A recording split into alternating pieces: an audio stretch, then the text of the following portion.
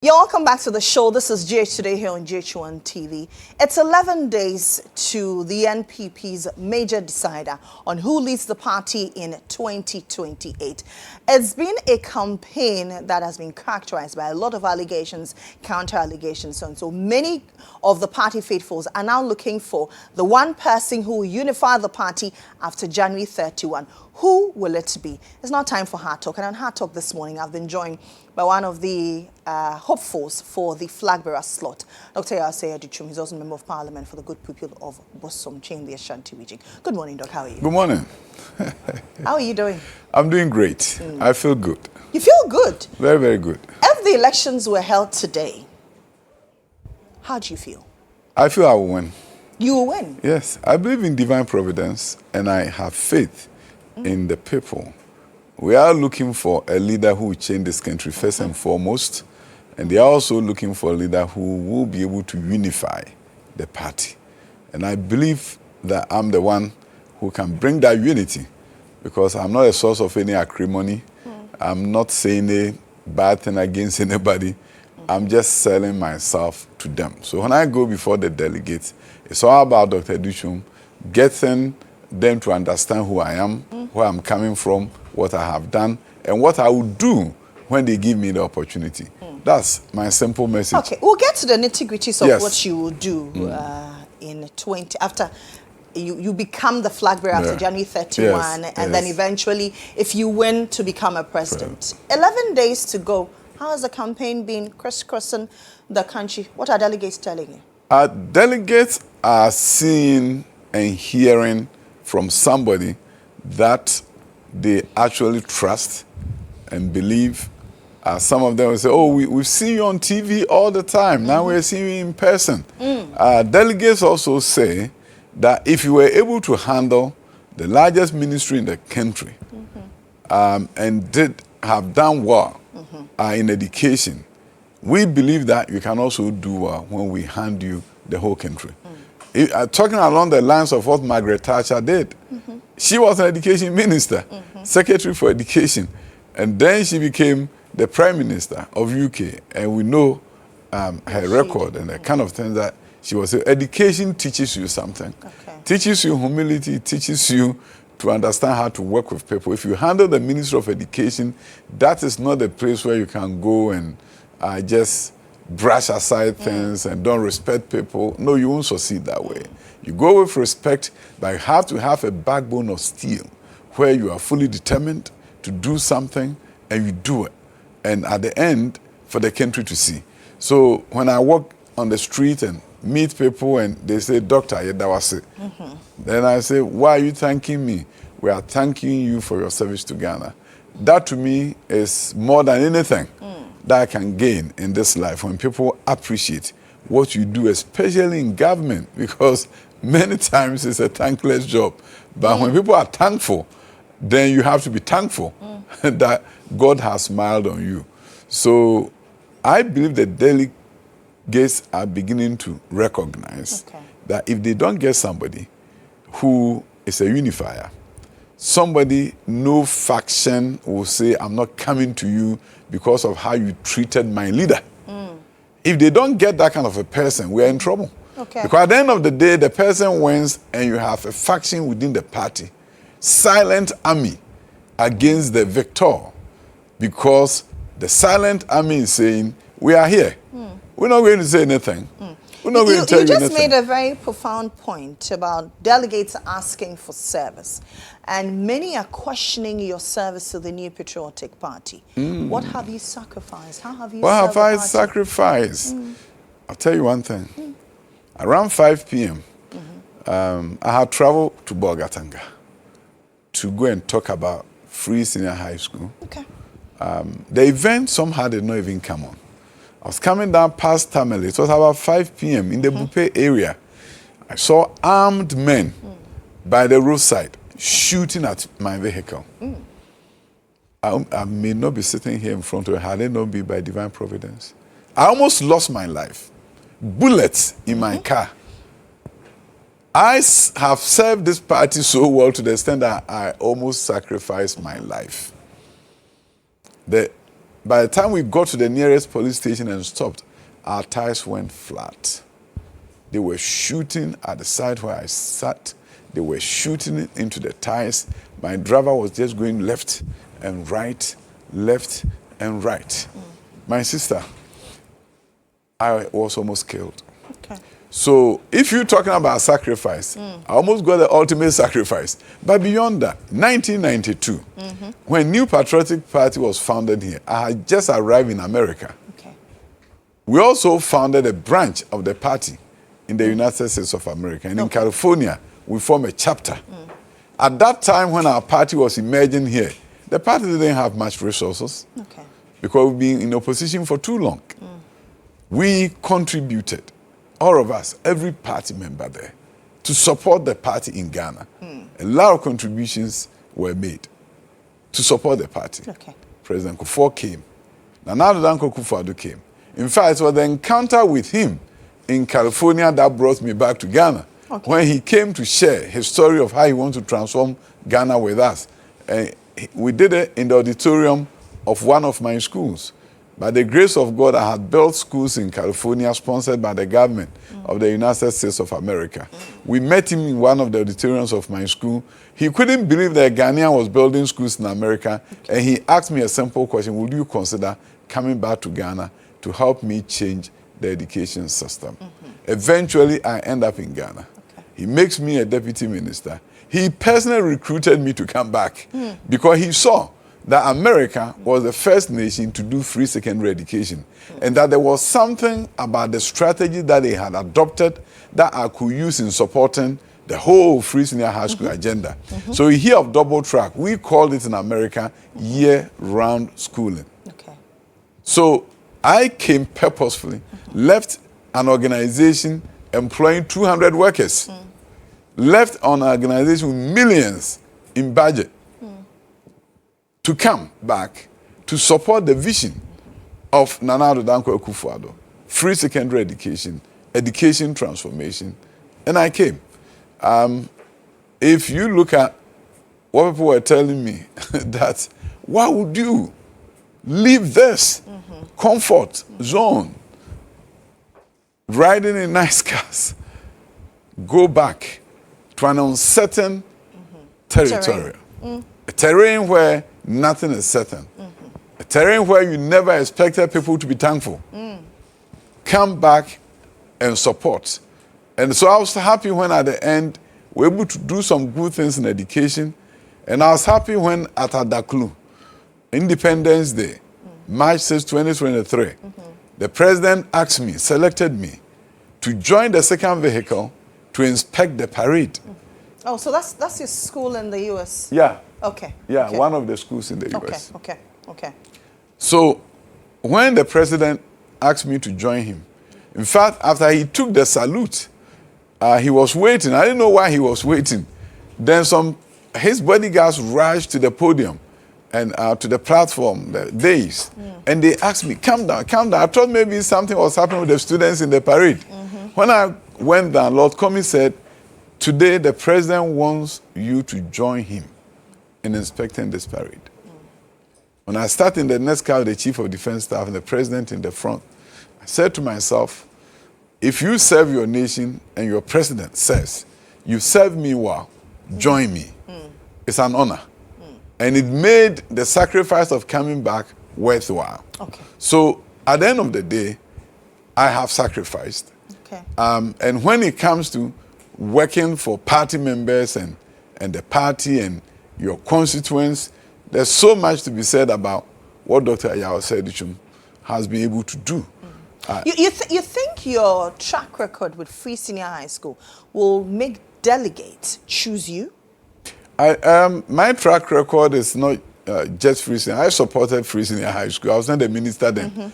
But when it comes to STEM education, when you come to that transformative agent that other countries have used in changing their fortunes, it's my record. But also, one of the things that the delegates tell me, that you communicated so well about government policy, you've done so well for our party. And one thing that they all say is that because of what you've done in education, We know that if the whole country is given to you, you'll be able to do it.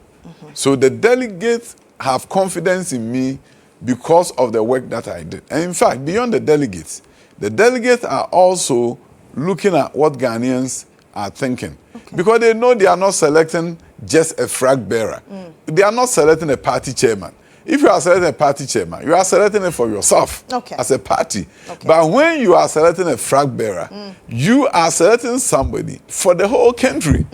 So you always have to ask yourself, given his demeanor, given his accomplishment, given his name recognition, will middle class voters like this man?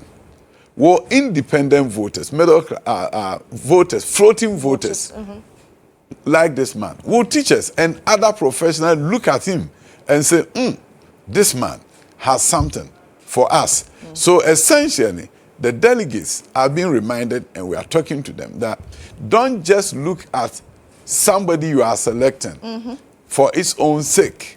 Look at your selection as a first step of presenting somebody to Ghanaians. And I'll tell you a story of what happened the day before election, the last election. There's a news media guy who was going to observe elections at Asankregwa in the Western region. He was coming from Western of Enchi. He said they were in a bus, and there was a huge argument in the bus. Majority of the people in there said they were not going to vote. Then the driver said, I'll vote. And he actually sent me the record. And then they asked the driver, why are you going to vote? He said, I'm voting because of Dr. Adutwum. The work that this man has done for our country, I would hate to see his government lose for him not to continue. So what do you have for us Ghanaians? I mean, we've seen education, STEM. Even with education, currently we're witnessing a downward spiral with regards to results, especially in WASI. And you have attributed that to unsupportive management policies. GS has come out to downplay that. But for education, what is your policy? My education policy is very simple. I mean, the WASI, we can discuss this and debate it. But if I have best practices that you didn't do, if I have examiners who were training teachers to avoid mistakes that were made, and you come and you don't do it. If there was money set aside that enabled teachers to teach after school for free, so far the students were concerned, they didn't pay anything. And you came and didn't pay that money, 165 million, you didn't pay it to the teachers to do the extra classes. Then when they don't do well, you say, it's your fault, my fault. I had a blueprint for you. You chose not to follow. So that's a debate for another time. But I'll tell you one thing, my sister. We have to look at the gaps that currently exist in the education system that we were not able to fill when we were there. We brought STEM education. Look at the buildings that we did. Now the issue is, are we implementing? Are the equipment going to the schools so that you can truly do STEM education? Was there enough equipment left behind? Of course, we procured a number of the schools that we did, but some of them, the buildings were not completed. So this government has to ensure that it's completed. Go to Accra STEM Academy. If you look at the building there and the equipment, the furniture, everything was procured, has been supplied. So what I'm saying is this: the STEM gap is when you look at senior high schools that can offer STEM program. We started with a pilot. You go to Presec, they are doing engineering.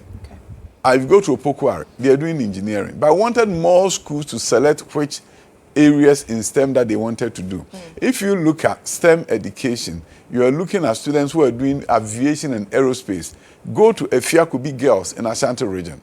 Girls are developing drones and they are flying drones in this country.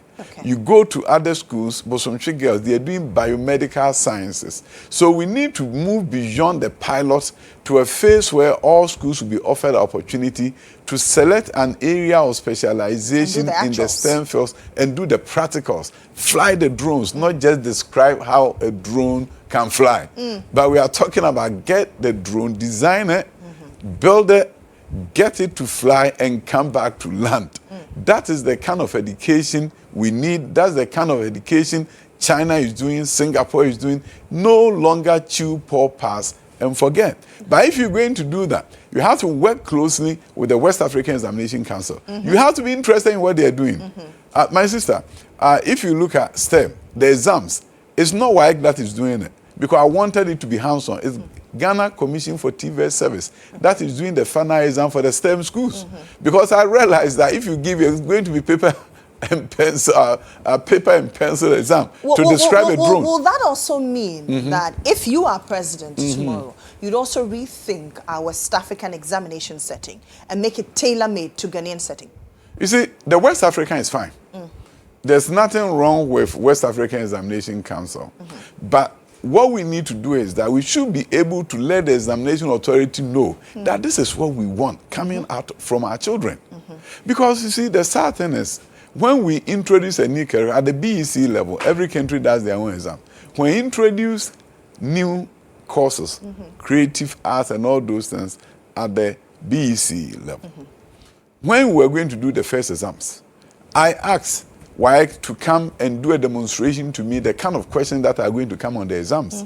My sister, I was shocked to know that in spite of the fact that we had changed the curriculum and wanted it to be more hands-on, more at the critical thinking level, the sample questions that they brought to show to me had nothing to do with critical thinking.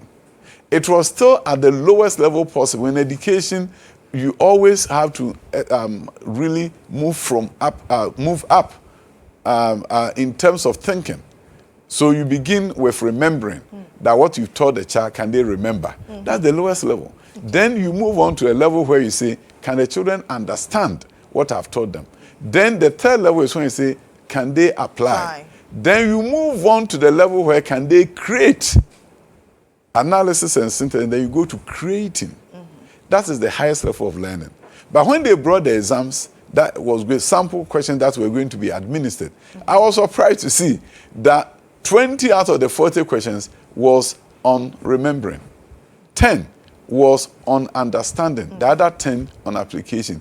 No synthesis, no evaluation, no creating. So that's when I told them that this is a case where the tail is wagging the dog. Because we as a country have told you that we want our children to be critical thinkers. But when the exams was done, critical thinking was not being assessed. So what it means is that the following year, if I had not intervened, teachers will not teach at the critical thinking level. But as I famously said, which went viral at the United Nations, we cannot memorize our way out of poverty. But we can critically think and innovate out of poverty. So you really have to keep an eye on WAEC. If your nation wants to develop critical thinkers, you have to begin to take, how is the exams helping you develop critical thinkers? If it's not, and you don't know, you are in trouble. So we cannot be hands-off when it comes to dealing with WAEC. And then one last thing, I've been on the WAEC issue. I know that you can stop cheating in schools. And it's easy. How?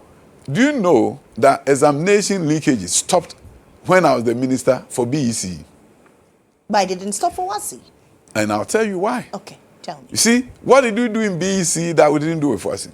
What we did with BEC was that it was a Ghanaian exam. So I directed that we are going to have separate questions for different regions of Ghana. That was the first. So when questions leak, and you think you have the question in your voter region, it may be Ashanti region questions. So it's not useless. So the moment we did that year, all the websites where they were selling questions shut down because it was useless. Then the following year, we're able to do it up to the level where different examination centers have different arrangement of questions. It's called serialization. What that meant was that if you were at Kokrobite, DA School Examination Center, what was happening was that your question 1 is the question 20 of Ododio or of Laboni. So what is it? What was happening was that at that point, examination leakages on BEC was over. Then we came to WASI.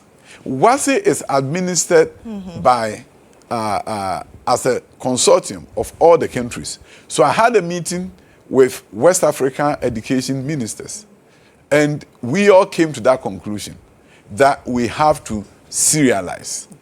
Now, The WAEC was willing to do serialization, but they told us that it's going to cost them a lot of money. And in fact, WAEC was even going to do something, we're going to do something that will have prevented cheating within the examination room. How was it going to work? What was going to happen is that within the exams room, different students will have different questions. Okay. Printed that way. So they asked us to buy for them printing equipment that will enable them to print different questions for different students. When that happens, you sit next to somebody. What are you going to do? When that happens, you leak. It's 1 out of 30 questions that you are leaking. You can't leak out the 30. If you're a teacher, it's going to tell you that I can't help my student during exams because I don't know what Kojo's questions are. I don't know Abna's questions. And therefore, there's no way cheating can. Other countries have done it. Okay. So what did I do? I made an appeal. I wrote to the Ministry of Finance to provide the money. Unfortunately, they couldn't provide it at that time. If this government feels so inclined and follow this plan that we left behind, this blueprint of serialization that we left behind, in one soup, there will be no leakages, there will be no cheating because you don't know my question 1 is your question 20. Okay. And we're within the same examination room. So when somebody thinks that we will promote cheating, to me, education is at the core.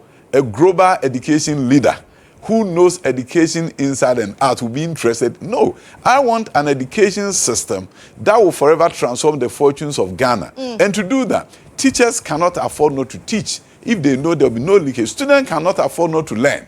When they know that there will be no help in the examination room. And that is when your examination regime then provides an opportunity for you to create quality education. Okay. That then stands the test of time. Okay. So I am for a quality education system. And so when you talk about the gaps in education, one gap that we're going to have to fill as a nation is what we didn't get to begin. We didn't get to implement. It's called gifted and talented education. Okay, what does it mean? 6 to 10% of any population in the world are born gifted. That means high IQ children. And then the talented are the ones who are so good at something. Can be music. You don't have to train them before you know they are playing guitar. They are talented. They are born with it. It's a gift from God to any nation. 10%, 6 to 10%. Americans look for those children. From grade 3, they start looking for them. Okay. When they find them, there's an exam that you do. If you give it to the child and they are gifted, you will find out. Once the child is identified gifted, then they go to separate schools. And if the city cannot do a separate school for them, they will set aside special classroom in existing schools for those children to be nurtured. Okay. W.B. Du Bois called the talented 10th. If you don't get those children to educate them, the talent God has given to them that is not inure to the benefit of our nation. Wow. We had all the policy work done. We have some schools that were going to be converted. I hope, God willing, when I am in charge of this country, it is something that I believe we need to do. Gifted children go through difficulties in our classrooms because most of them cannot just shut up for a teacher to teach. True. In their minds, they know something. And they are saying, Teacher Kojo, can you allow me to explain to you a better way of solving this problem? And if they are not careful, Teacher Kojo will shut him down. When I'm talking, you don't talk. But the gifted child is sitting there and saying to himself, I have something to offer. I have a new way of solving this problem. Can you allow me? And people are saying, you can be allowed. So at the end, this gift that God has given to our nation is lost. Okay. On the back of innovation, what's your agenda for health, for agriculture, for tourism? Good. I'll take tourism first. Okay. I'm of the opinion that the amount of money we get from tourists in Ghana is limited compared to what they will get from tourists in other countries. True. Like Jamaica. And one thing that I've seen from examples, from practice of traveling around the world is poor customer service. Okay. When we have trained our workers well to be confident, to go to a customer and say, are you enjoying your stay in Ghana? Is it the first time you're coming to Ghana? Have you tasted Ghanaian chocolate? You are selling chocolate. Why? Are you going to come back soon to Ghana? If you come back, I'm here. Look for me. Which country are you coming from? If you go to Portugal, go to other places, and the staff comes to you, the kind of service they will offer, the kind of communication. You can go and sit, I'll mention some hotels, go and sit at some hotel lobby. Nobody will come to you and say, can I give you water? I'm sending you water. I'm making more money for the hotel and for the government based on that. Who is asking questions that allow tourists to spend more and ask the tourists, have you visited this place? The Kwame Nkrumah says, oh, you better go. If you come to Ghana and you don't visit there, you haven't come to Ghana. That is why our first president is buried and the place is so beautiful. You have to. Okay. Before you know, the tourist is spending more money. So because what I a think... number of these people in the hospitality industry don't even know. They have not been trained. That is why I will ask that my government will train these workers for free at no cost to the hotels. Because in the end, when the people spend more money, part is coming to the government. Sure. So when you get the staff to be self-confident, and by the way, salary of the workers. Let me tell you, if hotel workers are not making a lot of money in Ghana, it's lack of vision and policy. Why? Now you travel to the US, travel to UK. Tip is no longer voluntary. It's mandatory. It's mandatory. Can you imagine the workers that work in top hotels if the 10% mandatory tax was on, or a tip was on? Yeah. They will all be able to buy cars. They will have livable wages. In most hotels around the world, restaurants around the world, they make more money from tips than salary. So my sister, there has to be, for that hotel worker to be self-confident, right? To engage in conversation. He should come in his car so I can have him a conversation about car. Because some of these tourists, they like discussing cars. So you can say, oh, what car? What's your car? So I like this, I like... Then you have a point of conversation. So tourism is an area where, one, we also have to look at the taxes on airline tickets. Right. A number of times we are not getting a boost because the ticket is so expensive. So the backpack tourists that can come in the millions are not coming because it's so expensive to come to Ghana. And a major part of it is the taxes that we have added to the ticket. Now, somebody will say, that means government is going to lose revenue. No, you're going to get it back from the expenditure in the hotels and restaurants where the tourists will go and eat. Okay. There's a place called Las Vegas in the US, and it's close to California. And there was, they used to do this where they would bring buses, free buses, to take people from Los Angeles to Las Vegas. The casinos pay for the bus because they know when you get there, you're going to spend money. So we need to find, and that is why, moving on from there, I think we need a national carrier. Okay. We need our airline. That's long overdue. My sister, the idea that the government cannot... Was it something that for you at cabinet, when you were in government, did you suggest, did you push for this? No, my sister, when you are in education, invariably your work is so overwhelmed. That you don't think about that. Okay. There are certain things you think about, but it's not your ministry. So you give certain... so if there's a discussion, of course you step in. But moving to say, I'm from education. I'm not saying you, I mean members of cabinet. Is that something you pushed for? I would say that in tourism, year of return was done. It was a good starting point. Yeah. My brother, wow, they did very well boosting tourism. But the next point, based on what I saw, what I've seen, is to how do you get the tourists to spend more from those who are coming? And how do you get more to come by removing some of this, reducing some of these taxes? So these are ideas that I have that will enhance wherever we did or this government does, when, God willing, I'm in charge. So I believe that tourism is an area we can make a lot of money. Okay. And then another area will be helping small hotels to operate under a franchise. Okay. Because some people have built hotels, they spend all their money. They don't have money to even market the hotels. And they are nice. They don't have money to do the decor and other things that will enable people to go. And if you begin to use government grants to support innovators who want to develop franchise, free money to people who want to do franchise, and bring these hotels under the umbrella, New Horizon Hotels, Harmony Hotels, Kumasi, Tamale, everywhere. And then government is supporting the franchise development. What it means is that the owner at Tamale now have opportunity to market, because when you do one advertisement, It covers everybody. So tourism, and then tourism as a course in high school. Okay. They're doing it in Portugal.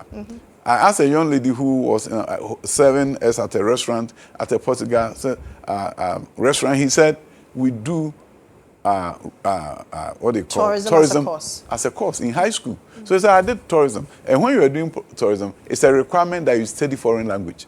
Okay. So she speaks impeccable English, and she understands how to serve people, customer service, everything. So if we're going to get the critical manpower for tourism, you see, it's not doing at the university. Most university people are not being prepared to come and serve the restaurant.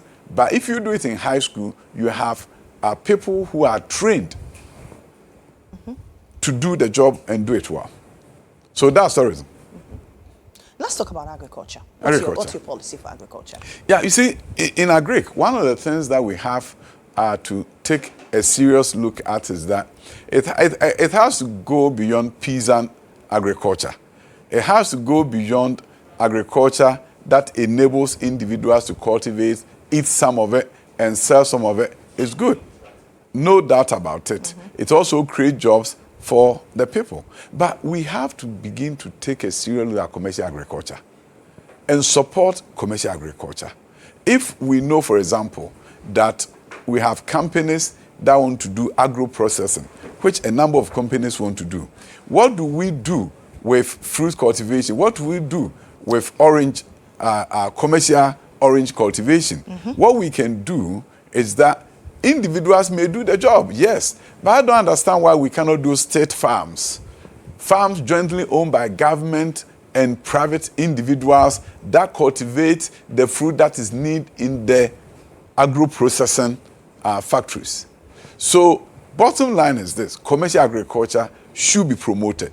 But not just that. There are some areas where government should do off-taker agreement. If it's cashew, there should be a cashew marketing board, so that farmers are not going to have this instability that they are having now. Because when there's instability, what it means is that people can't plan ahead.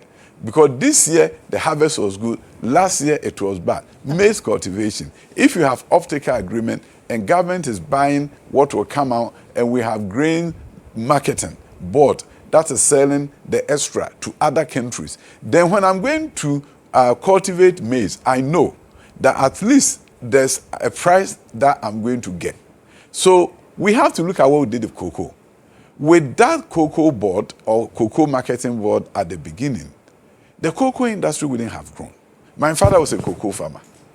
At that time, his peers growing up didn't go to school, but they felt that cocoa was their opportunity. Ashanti farmers who went to Asante Achem, from there, some went to Ahafo, Tepa. All those were, there are a number of towns that were cocoa growing villages that have now become towns. From Ahafo, they move on to central region, Chichirewere, Techikrum, a number of Ayamfore, all in the central region. Then others move from there to western region. If you look at a place like Wasa, Ekropon, all these places, they move on to Enchi, Asankregwa. All these places became cocoa farmlands.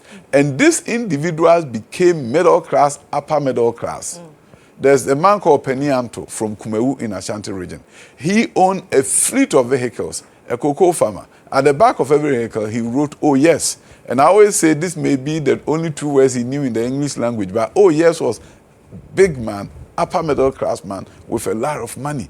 Because the government guaranteed, people entered it, and they did it. They moved from cassava cultivation, plantain cultivation into cocoa, because the government have said that everything you produce, I'll buy. Okay. So cocoa then changes the future of our nation.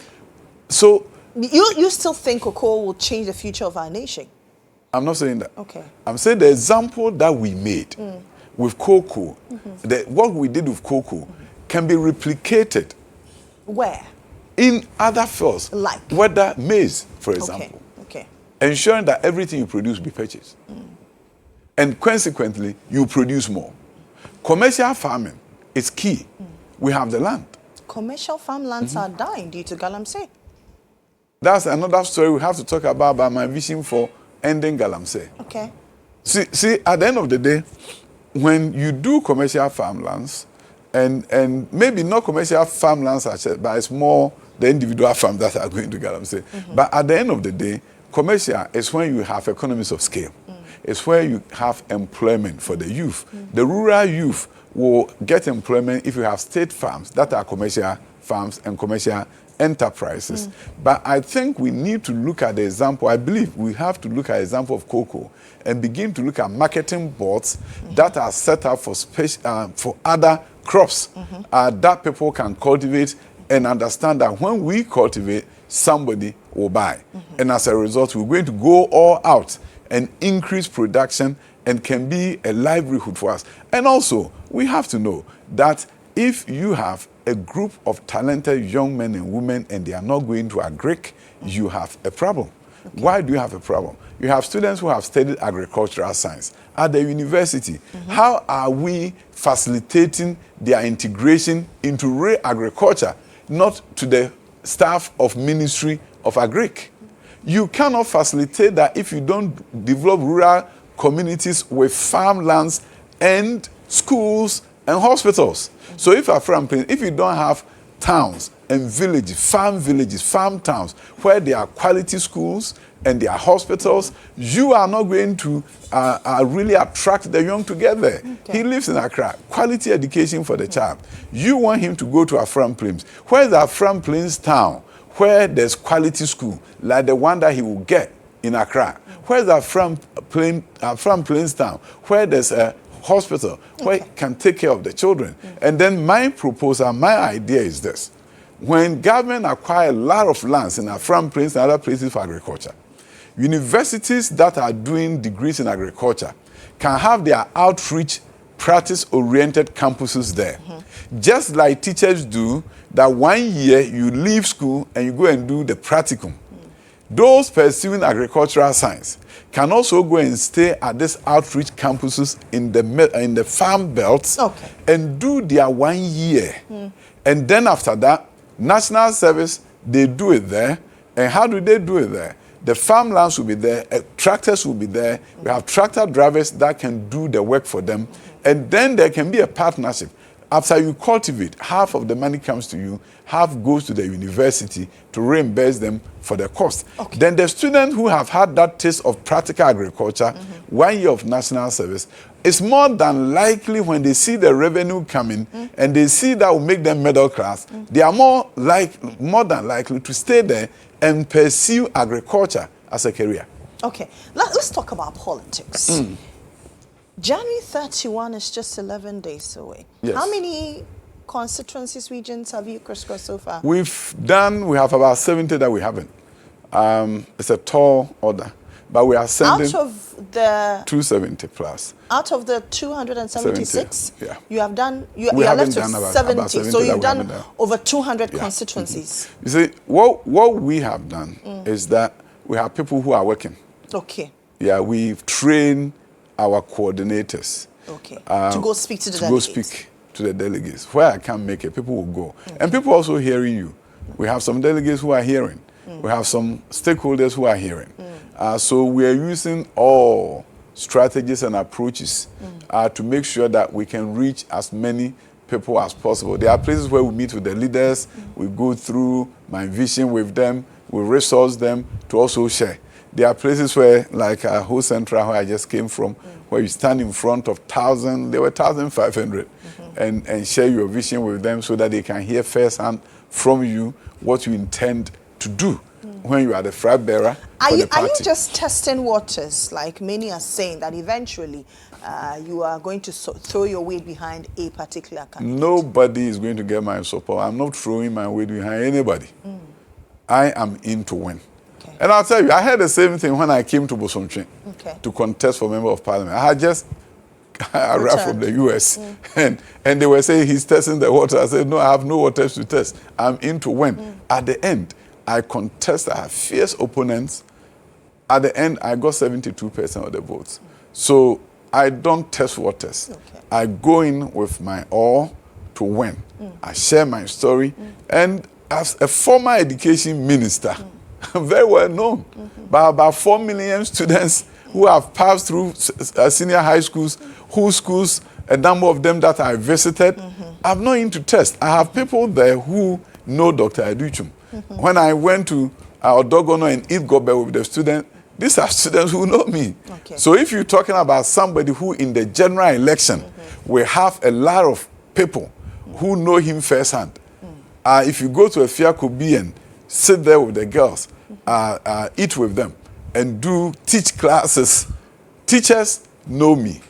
And they understand me. But these so it's not about are not testing. Delegates. Of course, they are not delegates, but I'm saying that delegates are looking for a winner in the general election. Okay. They are electing by proxy. Delegates are not just looking at somebody who they love to death and can be a flag bearer. Delegates are looking for somebody who, when we select, the general population will accept for us, because we are looking for power. Okay. So this is not about... So you're looking for power. You're looking for a winnable candidate, not just a flag bearer. But polls have not favored you. Many of the polls suggest that you're trailing behind your key rivals. The most important poll is the poll on the election day. Let me tell you. Delegate poll, anybody who can put their neck on the line that they can predict delegates is making a huge mistake. Okay. There's a reason why you go to a place and say 30% say they are undisclosed. If you think you can figure them out, let's wait till January 31st. But you think worried. that the less than 2% that you're getting in the various polls will change on election day on January 31? I'm telling you, somebody is doing his polls. I don't know his methodology. I'm not there to contest it. You don't trust the methodology? You say, I don't know, and I don't debate anybody's. I have my internal polls that I do. I trust mine. Okay. And 31st, what have your polls been telling you? My polls tells me I'll win. By what margin?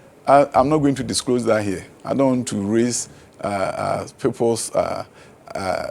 you do that and people come after you. I'm not going to do that. But is it that you don't trust even the polls you have conducted, your internal polls? Because if I'm not going to share that. I'm not going to share that with you. Oh, and I'm not sharing. You are talking. You're talking. Not just me. I'm representing your delegates. After we finish the interview, I'll share with you. Okay, you share with me off air. Yeah, off air. Because why should I come and share what I know with you? No. So that somebody... So that's your strategy? Of course. Okay. So what I know, how can I share it? So that somebody will go to that constituency and say he's good here. Okay. Nobody will do that. Okay. Nobody. So bottom line is this. The most important poll that matters to Dr. Yaw Osei Adutwum is January 31st. Okay. In our course of the conversation we've had so far, you keep talking about providence in faith. It suggests to me that you're a staunch Christian. You believe in prophecies? I believe in providence. I don't have a way of assessing whether the prophecy is true or not, so I leave prophets to say their prophecies. But what I believe in is that all my life, God has opened the way for me. And do you believe that before God opens ways, sometimes he speaks through his servants? I'm not here to debate who is a prophet and who is not. I don't want that to be my discussion. I'm only asking I'm not asking who is a prophet or who is not. I won't get into that. A number of the prophecies have also not declared you winner. But a number of prophets are also saying this person and that person, the same God. But your name has not appeared in any of the prophecies. Because my prophets don't come to talk publicly. Okay. But what I know is this. I believe in prophecies, but I don't think it's for public consumption. If you believe in me and you think I'm capable, you talk to me. What God has revealed to you, I believe in that. So what I'm saying is that the prophecy that matters is January 31st. What will happen that day? That's the prophecy that matters. So I'm not going to rely on what people are saying to be concerned, to be happy. No. What I know is this. All my life, if had it not been for the providence of God, I couldn't have open schools in America for Americans. I have 200 workers. Okay. Nothing more miraculous than an immigrant from Ghana going to America, getting government funding to build schools for Americans. 200 workers, a son of a cocoa farmer who grew up poor, who almost didn't go to high school, is now in America. Nothing is more miraculous. So I believe in that miracle making God. I believe that there's providence. I believe that God has a plan for everyone. And his plan for me will be manifested. In his plan for you manifesting, what should the delegates truly consider on January 31? Delegates should consider somebody with a broad national recognition and traction. Delegates should know that at the end of the day, they want somebody that the youth of this country can recognize and say, we know him. We know what he did for STEM. We know what he did for us, and we believe that he's capable. Delegates should look at somebody with a vision to support them at the grassroots. Some of these people have worked so hard. They volunteered all their lives. Okay. But they have nothing to point to say that out of my hard work for the New Patriotic Party, this is what I have. That is why we'll do patriotic health insurance for those who are aged. Those who the national health insurance cannot take care of in certain aspects, the party's own resources will be used in creating a specialized insurance for them, the old ones, so that at that time, after serving the party for so long, there's something that they can do. Dr. Adutwum also says that we'll have a welfare officer designated for every constituency office. If there's something that you need support on, you go through that person. Otherwise, you can also use your phone to enter your request on a portal. And as a president, with support from the party hierarchy will respond to those needs and will find the resource to support those individuals based on the request that they are making. And by the way, if you submit your request through the office, they should give you a receipt. That shows that you have submitted a certain request. And then the president will work with the party hierarchy to make sure the needs of these individuals will be met. Also, one critical thing, monthly meetings at all polling stations so that party members can participate in the party. And also annual party conferences that are done. Government's interest in them and making sure they bring up suggestions. I want the party members to know that it's not just when we are looking for power that we come to you. When we are in government, we want to hear your voices. We want you to tell us what is going on right, what is not right. Because you live with the other non-party people who are maybe telling you some things. If you do that and you hear from the party and they are telling you their concerns, their issues, at the time that you have to go for re-election, you're not going to have a disenchanted party and disenchanted voters because you have heard their issues through different channels, but no channel is comparable to that of the party channel. Because the person who is a member of your party, they want you to stay in power. So if something is going on and it's not good, they are more likely to tell you than anybody. So I want the party delegates to understand that you be part and parcel of government. You will be heard. And when you are heard, we'll be able to do what you expect us to do and will not wait till 4 years to come to you to seek your authorization to stay in power. This campaign for a flag bearer has been marred by too many accusations. It's been quite an insidious campaign. If you emerge flag bearer eventually, how confident are you that you'll be able to unify the various factions and be able to calm tempers? If I am the candidate, it's easy because I did not engage myself in anything that insulted anybody or my followers insulting anybody. So delegates that are watching, stakeholders who are hearing me, Dr. Adutwum has what I say the magic wand for unity because no followers of the other four will feel insulted by me, will feel indignant about supporting me. So if you look at somebody that people will come around and can unify, it's me. Because you see, I've not said anything against, I don't have the time to come and sit on your show. I have small time. I know time is almost gone. And then I'm going to spend it talking about somebody. When I go before the delegates, even if I have an hour, telling my story, where I came from, where I've gone to, and where I got to before coming back, and why I came back, and what I want to do for the country. It takes a long time to finish that. So I don't have time to talk about any other person. I want to talk about me, for the delegates to hear me. So I'm the unifier. because I have not engaged in anything that will make any delegate feel that my leader was insulted, and therefore I won't follow you. Okay. Your party says flag bearer hopefuls should come and sign a peace pact on Thursday. Are you signing it? Of course. Peace is good. Okay.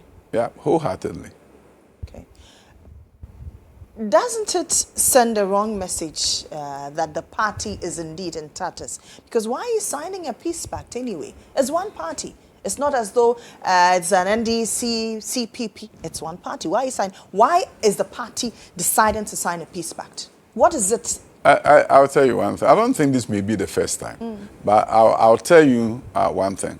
You trust in politics. You trust but verify. You know, when the person signs, he sends a signal to his followers. It's not just him. All the 4 people are peace-loving. 5 people, we're all peace-loving individuals. I think left to us alone, probably the party doesn't have to sign anything. But when I sign, my followers is signaling to my followers that he stands for peace. He stands for peace. If all our followers know that we all stand for peace, then it's better for the party as a whole, because in their communities, they are going to work together. So when there is any acrimonies there, somebody is going, Akosua is going to remind Abena, but our leaders have even signed a peace pact. Why are we quarreling about this? So I believe that it's a symbol, a signaling to the party members to say that let's stay together, let's stay in peace. Because you know the 5 will not be fighting physically or even using verbal assaults, but the followers should be told that the leaders are interested in peace. Therefore, let everything be peaceful. Do you have a problem with Dr. Matthew Opoku-Prempeh? Of course not. I don't have a problem with anybody. There were talks that the 2 of you had issues. No, I don't have any problem. And we asked him, he was here in your seat, and we asked him. He said he didn't have a problem with you. No, that we should ask you. So I want to ask you, do you I don't have a problem with him. The same way he said it. No problem whatsoever. Now, let's talk briefly before you go. There was this controversy about introduction of LGBTQI into a manual, and some of your opponents in the NDC say this was introduced under you. I mean, this is where I don't understand. 2025 manuals were written in 2025. Year 2 was written in 2025. But they said it was prepared in 2024. No, not year 2. Okay. The one that had the curriculum was year 2. Year 2 was done in 2025. If you go and look at the manual, it's on there, 2025. So me, I don't understand them. If it happened under us and you took over, why didn't you get rid of it? We did it. You came and you discovered it. Why didn't you throw away? Why did you distribute it? So, politicians, it doesn't make sense to me. Okay. What do the delegates risk by not voting for you? I wouldn't say they risk, but I would say they may have lost a great opportunity to get a visionary leader for our nation. And that is why they are not going to risk it. That is why they are not going to lose it. Because knowing the fact that this is who I am, they will vote for me. Opposition politics is quite loud. Are you ready for that version of leadership? Of course, whatever it takes for us to win, but we're going to prosecute this campaign with respect. I don't foresee myself communicating in a way to insult anybody. You see, when you have a vision that is so profound, that can truly transform your nation, and you can sell it to your nation, when your vision is to create an export-driven economy which is undergirded by STEM education, and you know how to do it. If your vision is like that of Deng Xiaoping of China, who went to Japan and saw Japanese transformation and went back to China and said, no way, China must be transformed, and he began building a nation where he created so many engineers, used that to bring in foreign direct investment, even in communities. He changed the nation's politics to accept investment from abroad and China. Late 1970s, that's the time of Rawlings' first appearance. Late 1970s, when Chinese revolution for transformation began. Now look at China. They've engineered themselves out of poverty. National Development Planning Commission in Ghana at 100. We should, by 2057, be a developed nation. But you know, we have just 31 years left, and our GDP, they say that per capita income, by that time, Ghana at 100 should be $50,000 right now, after 69 years. We are at 3,000. There's a sense of urgency. And I want Ghanaians to know that there's a sense of urgency. When poverty is engulfing some parts of our society, when life is so challenging, when workers' pay cannot suffice for food and for transport, there should be no room for politicians to hide anywhere but to confront the issue of underdevelopment. Okay. And here the party that has a plan, the leader has the vision for transformation, like the Deng Xiaopings of the world, and like the Lee Kuan Yew of Singapore. You see, every nation must have its Lee Kuan Yew. It must have its Park of South Korea. It must have a Deng Xiaoping. We had a Kwame Nkrumah. Or you're one of those who does not believe in Kwame Nkrumah. But we are here. Okay. 3,000 per capita. He did his part. Buzia did his part. All government that we've gotten, they all did their part, even including the military government. They all wanted to create a nation where there will be prosperity. Kwame Nkrumah laid a strong foundation. Even the military regimes, a champion, a free, they all did their part. Okay. President Kufuor did his part. President Mahama the First, President Mills, President Kufuor, Akufo-Addo. They all wanted to see a transformed country. Every one of them did their best for this nation.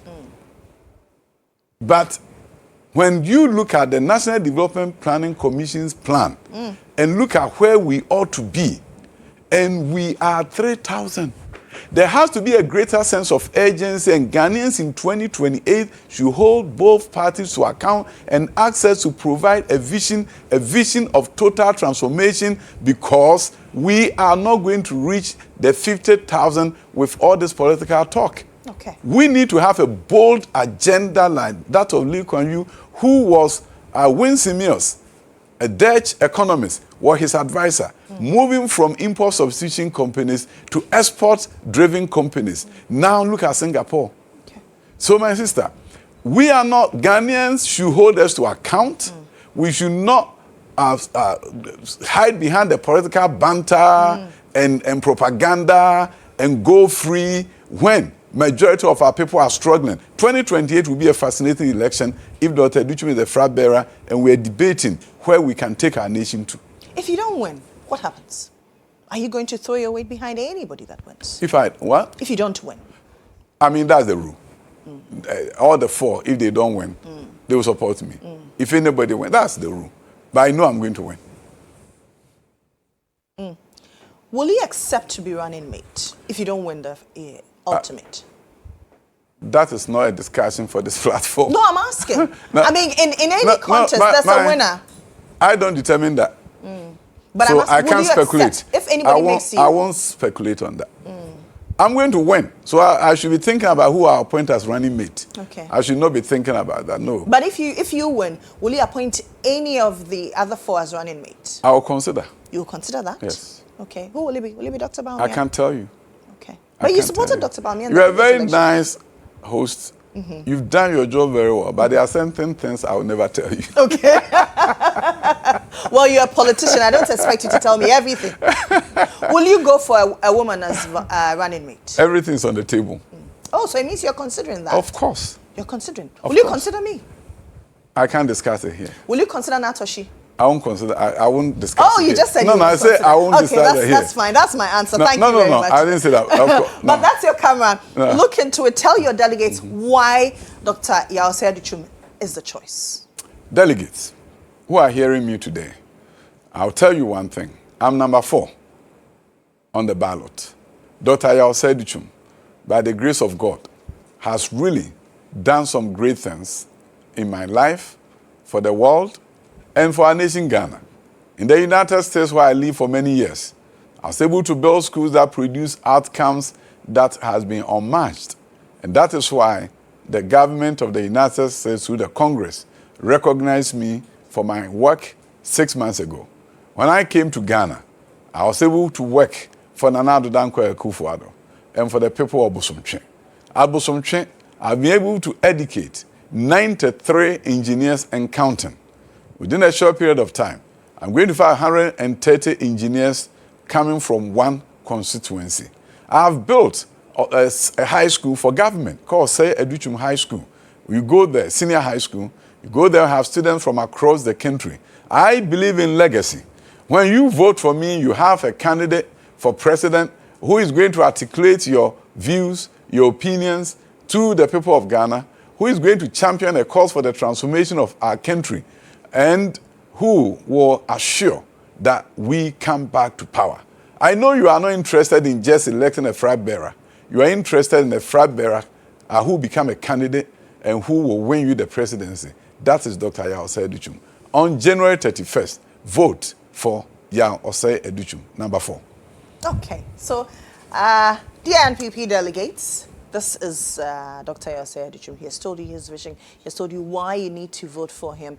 If he is your preferred choice, he is number 4. Thank you very much, Doctor. Thank you. For coming to our studios. We really appreciate it. And we wish you all the best. We will be there on ground to bring viewers all the coverage